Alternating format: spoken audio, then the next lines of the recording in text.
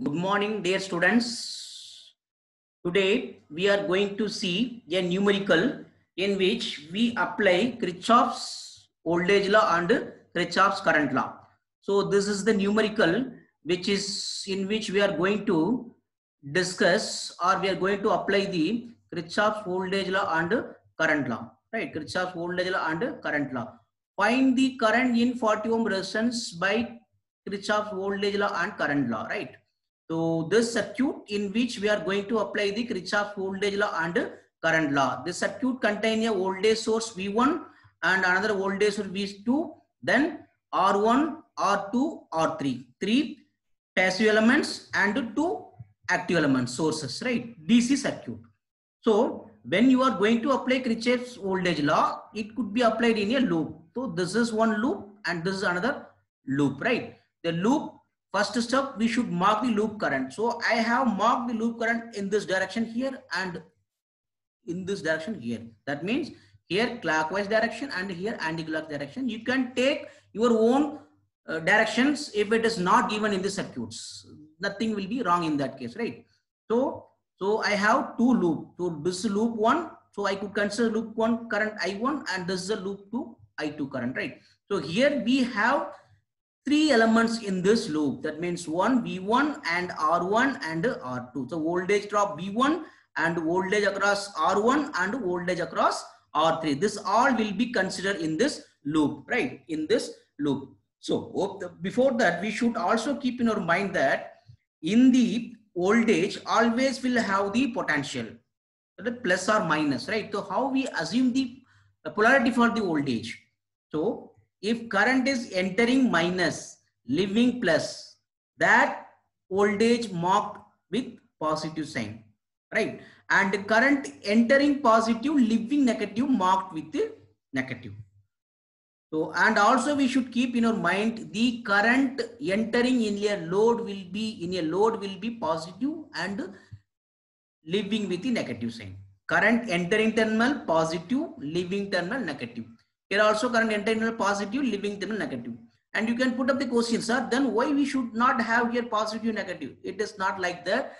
As far as source is concerned, right, whatever is the polarity is given. You could not change the polarity of the source according to the current entering and leaving terminal, right? The current entering, leaving terminals polarity only applicable to the load. Load entering terminal plus, leaving terminal minus, right? Entering terminal plus, leaving terminal minus. And the source, suppose if you have here positive and here negative, no problem, right? The source direction already is given, source polarity already given. So you have to keep that polarity only, and you have to only keep in your mind entering negative, leaving positive. It will have the positive polarity. Entering positive, leaving negative will have the negative polarity, right? That we have to keep in our mind. So we are going to write a loop equation for this first loop. Loop. Let us to come for this loop equation, right? This loop equation we have come here. Where is, right? See, I already told you. Kirchhoff's voltage law in the equation is given. Loop 1. We have a 10 voltage where current is from entering negative, leaving positive. This is positive voltage minus voltage drop in R1. It's nothing but R1 into I1 current is flowing. So this negative is indicating because current is entering positive, leaving negative. Similarly, another branch, they R3 and both the currents are there, I1 plus I2. So I1 plus I2 both are in the same direction. That's why we have marked I1 plus I2 or I2 plus I1, both are same, right? And the negatives R3 equal to 0. We have three potential in that loop. V1 voltage 10 volt and voltage across R1, voltage across R3. Now we substitute the values. Before that I have just rearranged the equations. That is this positive I kept here and negative I have brought this side. So 10 equal to R1 I1 plus R3 I2 plus I1, right? So 10 is right, and here the value of R1 is given 10. So 10 I1 plus the value of R3 given 40. So 40 I2 plus 40 I1, this equation. And when you simplify further, 10 equal to 10 plus 40 I1. So 50 I1 plus 40 I2. This is considered a first loop. This consists of first loop. If you see the second loop, in the second loop, you could say we have the V2 source and R2 resistance and R3 resistance. So here also again you see the current is entering with the negative sign and leaving with the positive sign in the V2. So this V2 will have the positive polarity.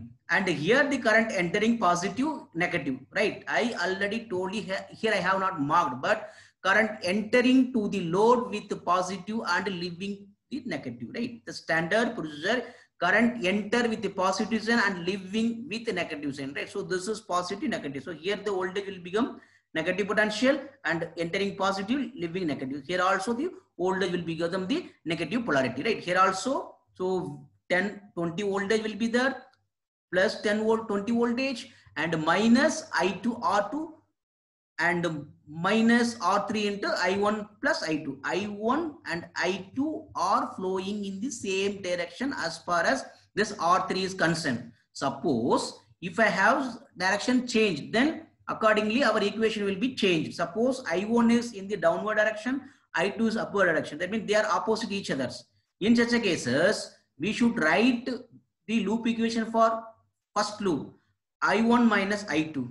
And when you write for the loop equation 2, that I2 minus I1. That means the current will be considered positive, the loop in which you are going to write a loop equation. So in our cases, it is not like that. We have a current in the same direction, right? So here R3 into I1 plus I2, right? So we come to here, equation number loop 2, 20 minus R2 I2 minus R3 into I2 plus I1 equal to 0. So 20 equal to, we have, that is rearranged equation, went to that side, this side, right hand side. So R2 plus I2 plus R3, I2 plus I1. So you substitute the values, 20, R2 value is 20, so 20 substituted here, and R3 value 40, so 40 I2 and 40 I1. So now you have 20 equal to 40 I1 plus 20 plus 40, 60 I2, right? Second equation. So you have two loop equation, two loop. So you have a two loop equation, right?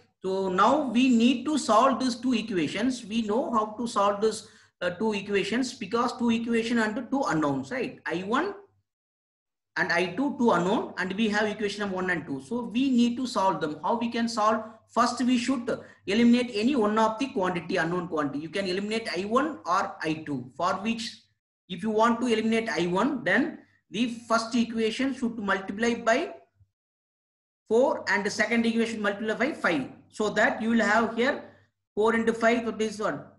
200. Here also 5 into 4, 200. So this will get eliminated. So let us to come to the next steps. Multiply the equation number 1 by the value 4. We get, तो हम पर equation में क्या था? What the 10 into 4, 40, 4 into 50, 200, and 4 into 40, how much? 160. That is what he has shown, right? 40 equal to 200 I1 plus 160 I2.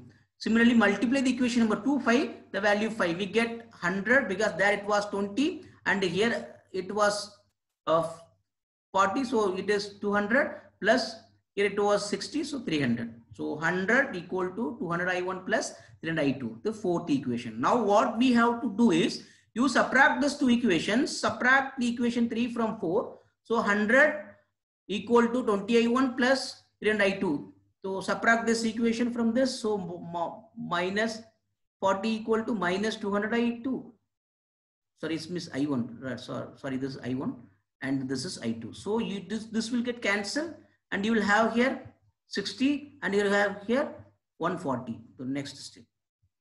140 I2 equal to 60, I2 equal to 60 by 140, I2 equal to 3 by 7. So I2 equal to 0.429 ampere. Substitute the value of I2 in the equation number 1. Because equation number 1 you can substitute here the value of I2. So 10 equal to 50 I1 plus 40 into I2 value. When you substitute, you will get substitute, right? Substitute the value. This 10 equal to 50 I1 plus the multiplication will come up to 17.5 16. Now 50 I1 equal to this much. So I1 equal to minus 0.143 ampere. So what is we need? We need current in 40 ohms. So according to the diagram, the sum of the current I1 and I2 flow in the 40 ohm resistance. Yes, we see here diagram. Current I1 and I2 together is flowing here. So I1 plus I2 will give the current in the R3 ohm, that is 40 ohm. So you need to add them together. So I1 plus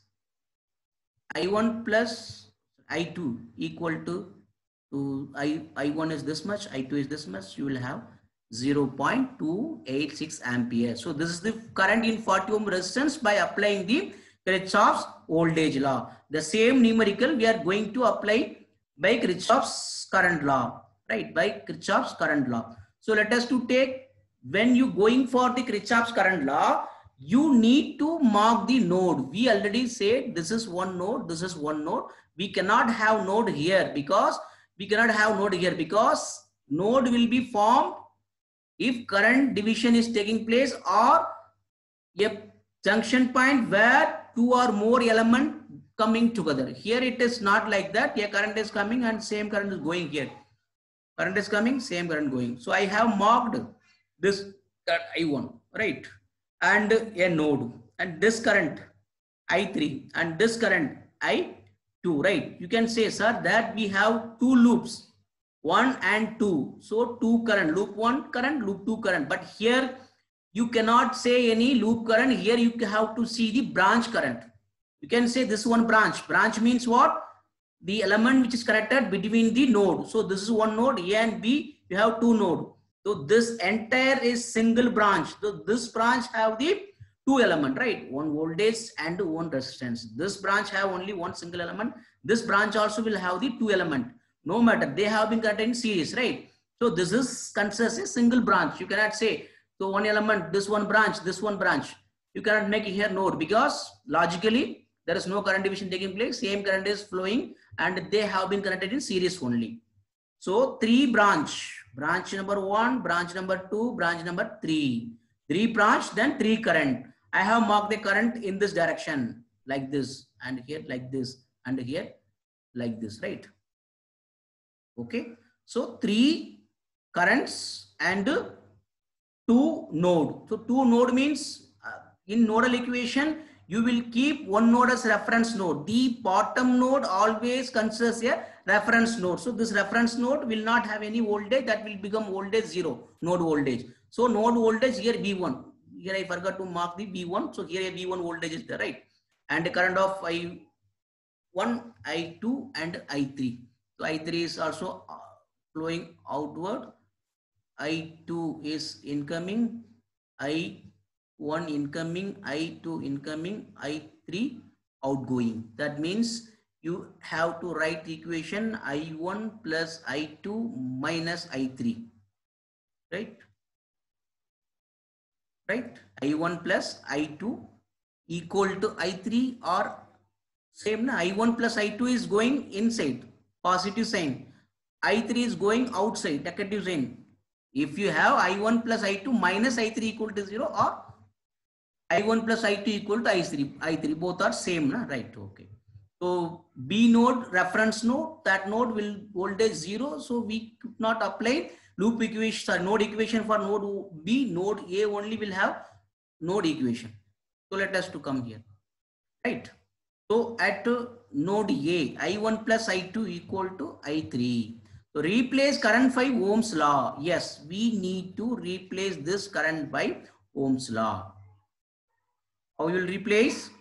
Let us to come for I1. So I1 means the current flowing from here to here. That means you consider this is a higher potential, this is lower potential. Here there is no voltage, right? So current is, we should have in our mind, current is nothing but the due to the flow of potential difference. If there any potential difference, then only current will flow. So current I1 is flowing due to the potential difference between V1 and this node voltage. So we could say I1 is V1 minus, so here V1, so VA. We could say the node A means you can consider it's a VA. So V1 minus VA divided by the branch resistance 10 ohm, because current equal to what? V by R. So V is V1 and VA. So due to the differential current is flowing. So V1 minus VA divided by 10 ohm will be applicable for I1. And when you come for the I3 is flowing from the node 1, node A to node B. That means VA minus VB 0. So VA by 40 ohm. And here you could say the current is flowing from here to here. So V2 minus VA divided by 20 will be the current equation for the I2. That is what here might be written. 10 minus V1, instead of V1, it is VA, right? VA by 10, and 20 minus V1, it is VA, but by mistake written by 20. So I3 equal to the VA by 40, right? So I1 plus I2 equal to I3. So we have to substitute the values 10 minus V1 divided by the V1 minus VA, right? Mistake is there. 10 minus V1 by 10 plus 20 minus V1 by 20 equal to V1 by 40. So solving this equation, we will be getting V1 equal to 85.7. So we need current in 40 ohms. Current in 40 ohms means V1 by 10.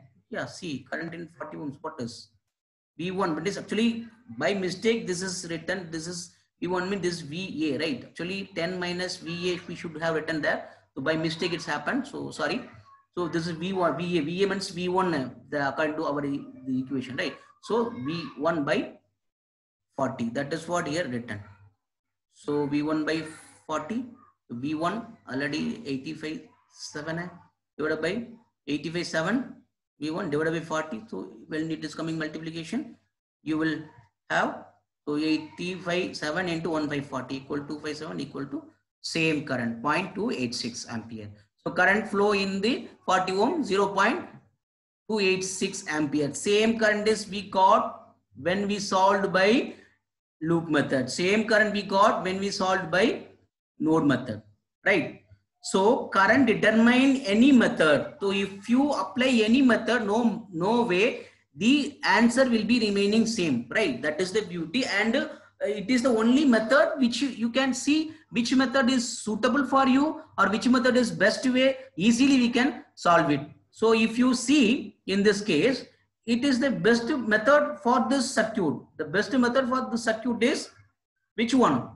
Node method, because two node, only one node equation simply you determine. But in previous case, when you apply the Kirchhoff's voltage law, two loop, two equation, then you have to solve them to determine the current. So what is the best way? Normally in many cases, the Kirchhoff's current law would be the suitable one to determining any response, because you will have one reference node and you will not have equation for that one. So that means n minus 1 node equation always will be there. But in case of loop, you cannot omit any loop. You have to write the loop equation for the all the loops. So 3 loop means 3 equation, 4 loop means 4 equation. But in node, it is not like that. 2 node, 1 equation. 3 node, 2 equation. 4 node, 3 equation. So that means in nodal analysis, it would be suitable or best, easily we could solve them to determine the response voltage or current, whatever may be.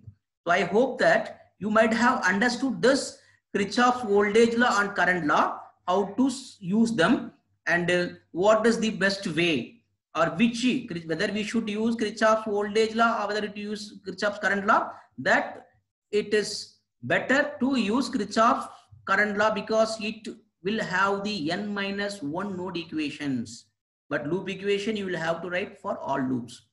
So but in some cases you may prefer for the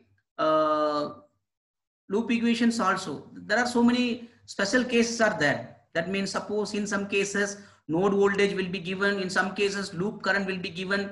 So such a special type of equations or circuits we would be seeing in the coming lectures. So this is a simple lecture DC network I have taken, and in which I have applied both Kirchhoff's current law and voltage law, and we got the answer same for this one, right? So similarly, also we have so many theorems also, superposition theorem, Thevenin theorem, Norton theorem, this all theorems also you can apply here. You will get the same answer, right? So you keep in your mind, any method, any approach you are doing, the answer will be remaining same. Otherwise, we might have did any mistake like that only. So with this, this lecture is ending. So thank you for watching this lecture. So we will be seeing in another one lectures in which I may come with some special type of circuits or some other topic. I will come with other topic. Thank you, students.